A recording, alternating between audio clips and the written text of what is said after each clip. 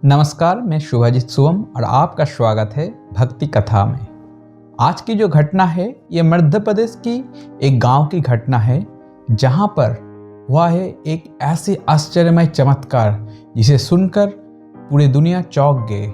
इस घटना के उल्लेख उस गांव के दो चोर ने अपने जीवन कथा में एक राइटर को कहा था, जिन्होंने उसी गांव का एक सत्य घटना को अपने बुक में पब्लिश किया था। इस घटना की शुरुआत होते है ऐसे कि उस गांव में एक सीताराम जी की एक विग्रह थे, जो कि हम के राम दरबार के नाम से बहुत ही प्रचलित है।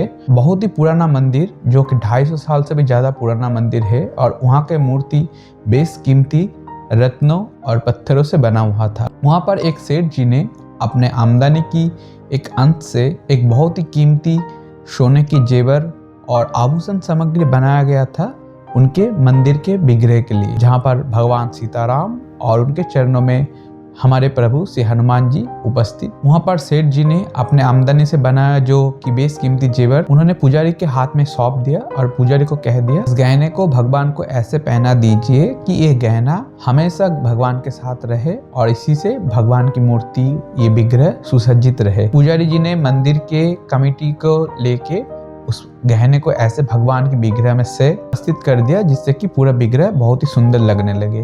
तो ये पूरा गांव में चारों तरफ फैल गया कि इतने सुंदर आभूषणों से भगवान की मूर्तियों को सजाया गया। उसी गांव का दो चोर के अंदर दुष्ट बुद्धि उपस्थित हुआ, और उन्होंने एक दिन शाम को जब भगवान की मंदिर में पूजा आरती हो रहा था, वहां पर उपस्थित रह के उन लोगों ने एक षड्यंत्र किया कि हम लोग आज जब सब लोग चले जाएंगे अपने अपने घर, हमें इस मूर्ति को और इसका जो विग्रह का जो आभूषण है उसका मेन टारगेट आभूषण को चोरी करना था। तो बस उनकी मन में जो लोभ आया, और ऐसा कहा जाता है कि जो लालच है ये सभी पापों का भी बाप है, क्योंकि जब हमारे अंदर लालच पैदा होता है तभी हम लोग ज़्यादा से ज़्यादा पाप करना शुरू कर देते, तब हमारी बुद्धि भ्रष्ट हो जाता है। और वैसे ही हुआ, चोरों का बुद्धि भ्रष्ट हो गया था। उनको ये समझ में नहीं आ रहा था कि भगवान की मंदिर है, भगवान की विग्रह है। उनके अंदर इतनी ज़्यादा लालच बढ़ गया था कि जब सब लोग चले गए, वो लोग बाहर एक घने पेड़ के नीचे वो लोग छुपे रहे।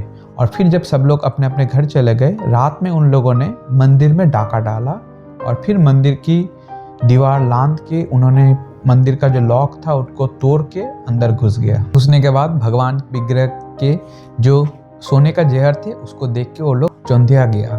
फिर उन्होंने उस जेवर को उतारने के लिए पूरी कोशिश लगा दिया, पर जैसा कि मैंने पहले कहा था कि सेठ जी ने पहले ही पुजारी जी को ये कह दिया था कि आप गहने को ऐसे लगा दीजिए भगवान की विग्रह के साथ कि कभी भी ये गहना ना उतारा जाए, ना ही इसको कोई भी यूज़ में लिया जाए। तो बहुत कोशिश करने के बाद भी ये लोग उस गहने को विग्रह से उतार नहीं पाए।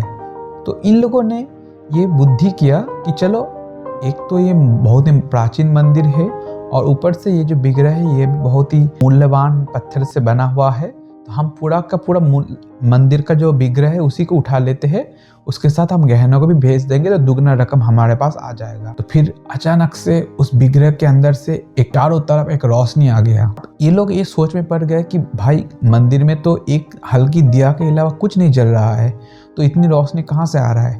पर जैसा कि आपको पता है, लालच बड़े बड़े की बुद्धि को भ्रष्ट कर देता है, और उनका बुद्धि इतनी भ्रष्ट हो चुका था, उन्होंने उसी मूर्ति को उठाने के लिए अपने कुदाल से चारों तरफ खोदने लगा और फिर विग्रह को उठा लिया।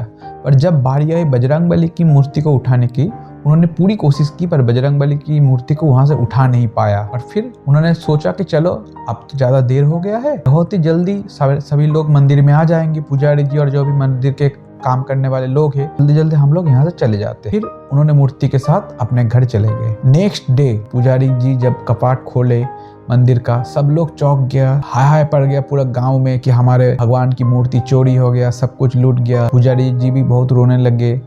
तब पुजारी जी ने ये संकल्प ले लिया बजरंगबली की मूर्ति के सामने जाके कि हे प्रभु, आपका जो स्वामी है वो हम सब का स्वामी है। हमारे प्रभु को जिन्होंने चोरी किया, आप कृपा करके उनको लाइए, नहीं तो मैं आज से अन्न जल का त्याग करता हूँ। और ये पूरा चीज़ हवा की तरह चारों तरफ फैल गया। उनके पुजारी के जो परिवार के लोग थे वो लोग भी बहुत रोने लगे। वो लोग भी बोले कि अगर पुजारी जी भी अन्न जल का त्याग कर देंगे तो हम लोग भी त्याग कर देंगे, और ऐसे ही पूरा जगह फैल गया। जब पुलिस के पास एफआईआर होने के बाद ऊपर से उनके जो भी उनके मंत्री थे, मंत्री ने भी प्रेशराइज किया कॉल करके कि आप जल्द से जल्दी इस मूर्ति को ढूंढिए, ये बहुत ही प्रसिद्ध मूर्ति है, अगर चारों तरफ एक खबर फैल जाएगा तो हमारे बहुत बदनामी होंगे। तो पुलिस भी अपनी तरफ से पूरी कोशिश करने लगा और ये चोर सोचने लगा कि जब थोड़ा शांत हो जाएंगे माहौल, फिर हम लोग इसको ले जाके बेच देंगे। उसके बाद उसी रात की घटना है जब दो चोर थोड़े बात करते करते थोड़ा थक गए, तो फिर और खाना खाने के बाद जब बहुत ज़्यादा नींद आने लगा, तो फिर एक चोर साइड में बैठ के अपना थोड़ा काम कर रहा था और दूसरा चोर सो रहा था।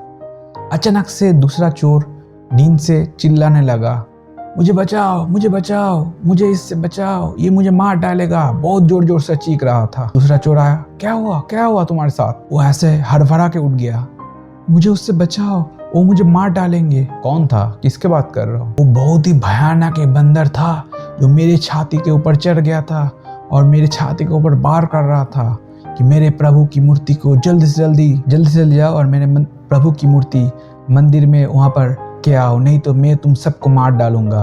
दूसरा चोर कहा कि क्या बकवास कर रहे हो, ऐसा कभी हो सकता है क्या? तुम शायद कोई बुरा सपना देख रहे थे, सो जाओ। फिर ये दूसरा चोर भी सो गया उसके बगल में। आधे से 1 घंटे के बाद ये दूसरा चोर भी चीखने लगा, मुझे बचाओ, ये मेरा गला दबा रहा है, कोई मुझे बचाओ। पहले वाला चोर भी जग गया, क्या हुआ तुम्हारे साथ भी वही हुआ क्या? बोला हाँ, मुझे भी वो मारने आया था। बोला क्या बताया तुमको? वही जो तुमको बताया था, मुझे भी कहा कि मेरे प्रभु की मूर्ति जहाँ से लेके आए हो वहाँ पर रख दो, नहीं तो मैं तुम दोनों को मार डालूंगा। ये दोनों फिर जग के उठ के बैठ गया कि नहीं हम लोग नहीं सोएंगे, या तो आज के जब ये थोड़ा और ज़्यादा रात गहरा हो जाएगा, ठीक भोर से पहले हम निकल जाएंगे इस मूर्ति को लेके और फिर हम बाहर बेच देंगे। ऐसे ही थोड़ा जब उन्होंने कहा ऐसे, अचानक से मूर्ति के चारों तरफ इतनी जोर से प्रकाश आया कि उनके चारों शरीर में करंट खिल गया।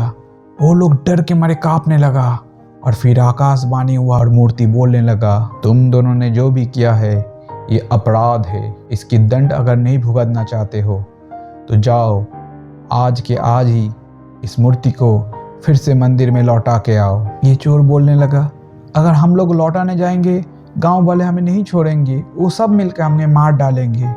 फिर मूर्ति से आवाज आया, तुम लोग निश्चिंत रहो, जब तुम लोग ये मूर्ति अपने सर के ऊपर रख के लेके जाओगे तुम्हें कोई भी हानि नहीं पहुंचाएंगे, जाओ तुम लोग सुरक्षित रहोगे। फिर इनके मन में थोड़ा साहस आया और अगले दिन जब पुलिस स्टेशन में ये लोग पहुंचे, फिर पुलिस को ये बताने लगे कि पहले रात को क्या हुआ उनके साथ, किस तरह उनको मूर्ति से आवाज आया और उनको ये आदेश मिला। उसके बाद ये लोग जब मूर्ति को लेके मंदिर की तरफ चलने लगे, ये लोग हैरान हो गए कि गांव के लोग इनको तरफ देख रहा है पर कोई कुछ भी रिएक्ट नहीं कर रहा है, ऐसा लग रहा है कि कोई उनको देख ही नहीं पा रहा है। ये लोग फिर धीरे धीरे चलते हुए मंदिर पहुंचे और फिर वहां पर मूर्ति को रख दिया जहां से ये लोग मूर्ति को लेके आए थे। और उसमें बगल में ही पुजारी जी बैठे थे और पुजारी जी भी उनको देख नहीं पाए और ये लोग सीधे चल के आए। फिर उनको फिर से आकाशवाणी सुनाई दिया कि तुम लोग पुलिस के पास जाओ और अपने करतूतों को बताओ और जो भी तुमने अपराध किया उसका स्वीकार करो, पुलिस भी तुम्हें छोड़ देंगे और तुम लोग सदा के लिए सुखी हो जाओगे। फिर उसके बाद वो लोग पुजारी के पास भी आए और पुजारी को सब कुछ खुल के बताया। पुजारी जी ने उनको गले लगा लिया और उनको कहा, तुम लोग बहुत ही बड़े भाग्यवान हो जो साक्षात प्रभु से तुम्हारी मुलाकात हुआ, प्रभु से तुमको आदेश मिला, अब तुम लोग ये पाप कर्म छोड़ दो और एक अच्छे इंसान बन जाओ और अपने जीवन में धर्म से रहो। ऐसे ही हुआ। एक आश्चर्यमयी घटना मध्य प्रदेश में आज भी बहुत मशहूर है और सबको इस घटना के बारे में धीरे धीरे पता चल रहा है जब ये बुक के बारे में सबको पता चलता है। तो आप सबको कैसा लगा ये घटना, आप कमेंट करके बताइए। मिलते हैं अगले सत्य घटना को लेके।